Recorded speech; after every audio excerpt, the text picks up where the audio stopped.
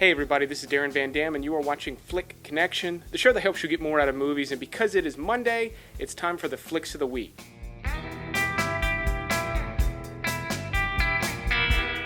This week's episode features Kevin Bacon's mustache, I Try to Piss on Hospitality, but this guy won't allow it, Jude Law makes a gun out of a frog, and the Coen brothers come to Netflix. So this week, just like every week, I give you my top picks from all the major streaming and movie services. And I'm going to kick this episode off with my pick for HBO, which is Cop Car, starring Kevin Bacon. Now, this is actually a really cool little thriller movie. It's a very small movie, but Bacon's great in it. And there's a couple of supporting actors that are really great, but it's a really good little thriller. It feels almost kind of like a short story.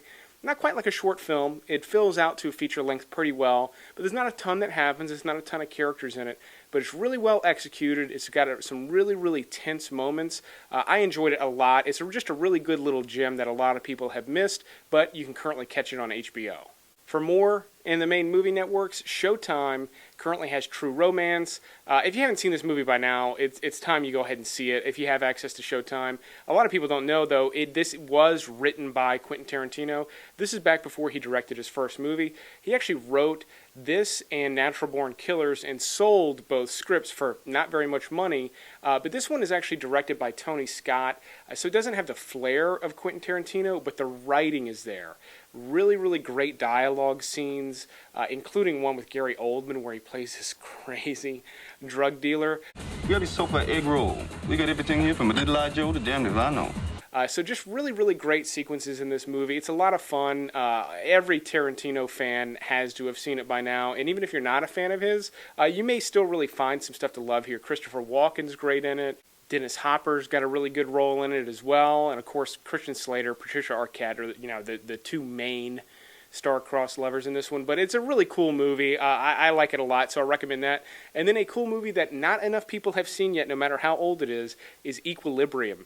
Now, this one stars Christian Bale and is very much like The Matrix, is almost as badass as The Matrix, and probably only gets overlooked because it's not quite as good as The Matrix and came out around the same time. But still, really sick, futuristic story. I don't want to give too much away about the plot, but you can just tell by some of the clips I'm showing you.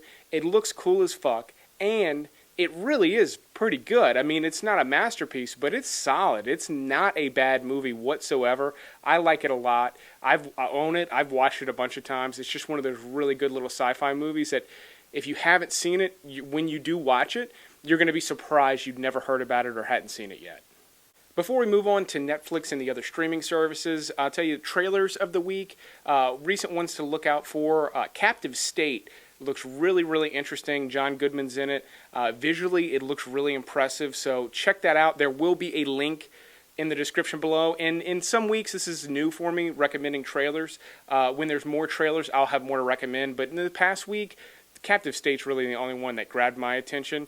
And then as far as movie news goes, Idris Elba is returning as Luther for Season 5. If you've never seen Luther, it is currently on Netflix, so you're picking up a bonus recommendation. It is a really great detective series from the BBC. The seasons are like 3 episodes long, but they're so good. They're so well written. It is like a movie. Idris Elba is just great in it. He's your typical badass detective that plays by his own rules, but the villains in the series are great. The storyline's really mangled and complex. I really, really like the character, really, really like the series, so definitely check out the first 4 seasons on Netflix, and then just look forward to Season 5, which may not come to Netflix for another year or so, but it did get announced that it is going to be coming out fairly soon on the BBC. If you like content like this, definitely click that subscribe button and be sure to click the little bell icon so you get notified when I put new videos out. But I put out new content like this every single week, multiple times a week. As far as rentals go this week, I recommend on Friday, checking out a little movie called Texas Cotton. Now, this is a small Texas crime movie. It's currently doing a theater tour, so it's touring all over the country at various theaters. If you happen to be near one of these theaters on these dates, which are unfortunately ending soon, definitely go see this movie. I got an early screening. I really liked it a lot, and it stars, among several people like Gene Jones, from No Country for Old Men and a bunch of other things. The lead actor in it is George Hardy, who is most famous, if not exclusively famous, for playing the dad in Troll 2. And you can't piss on hospitality. I won't allow it! Now, I had the great fortune of going to Mr. Hardy's house, sitting with him, recording a full podcast. That podcast will be out tomorrow on Tuesday. Links to all of this in the description. Watch the podcast. He told me all sorts of crazy backstory stuff on Troll 2.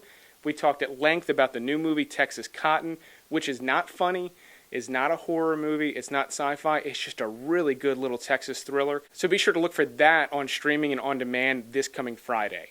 And then in theaters, my pick of the week for something I have not seen is going to be Widows. Now, this is about a group of women that go after a drug lord that is responsible for the deaths of their husbands. Vaguely, that's what it's about. And it's getting a lot of attention because of the Me Too movement, things like that. However, even if you're not into it for those reasons, Steve McQueen is the director, and he has not directed anything since 12 Years a Slave. And I was a fan of Steve McQueen before 12 Years a Slave. He basically discovered Michael Fassbender, did a couple movies with him, including one called Hunger and another called Shame. Really, really great filmmaker. Really, really impressive work. So I think Widows is going to be just a really great, well-rounded movie, regardless of any sort of political implications it might have. So I'll be looking forward to seeing that later this week. And then on Amazon Prime, a movie called Life Force recently got added. Now, Life Force is directed by Tobe Hooper, who is most famous for Texas Chainsaw Massacre, but he did a handful of movies that are really fantastic. This is one of them. This is a really cool little sci-fi movie in the vein of Alien, but it's a little sillier. You know, there's some weird makeup stuff, you know, but it is fun. And it is grim. Don't get me wrong. This is not like a silly Attack of the Killer Tomatoes type of a movie. But, you know, some of the effects are weird, but it's just got this cool Tobe Hooper vibe. It's really just odd that the guy that did Texas Chainsaw Massacre did this, what is ultimately a very epic movie about aliens. It's similar to Species in kind of a way, but it did it way before Species. And it's just got some really fun elements to it. Again, I'm not going to ruin the movie here, but if you're into that kind of throwback sci-fi type of stuff, sci-fi horror, this is a must-watch. I'm so glad that Amazon added it. As you know, as I always complain, they do a terrible job of recommending or letting you know what's on the platform, so that's why I'm here. Kick-Ass also got added, and that movie is fun. I enjoyed it. I actually think I saw it like the day after me and my wife got married, as we were like waiting to go depart on our honeymoon. Little side note, but I really liked it when it came out. It's different, you know, in the middle of all the Marvel releases. It's just something kind of fun and different. Nicolas Cage is a badass in it. I watch it for no reason other than that, but most people have seen it by now. But the reason I'm recommending it this week of all weeks is because Aaron Taylor Johnson stars as Kick-Ass in it. He's also in Outlaw King on Netflix, which I talked about a little bit last week and did a full review of.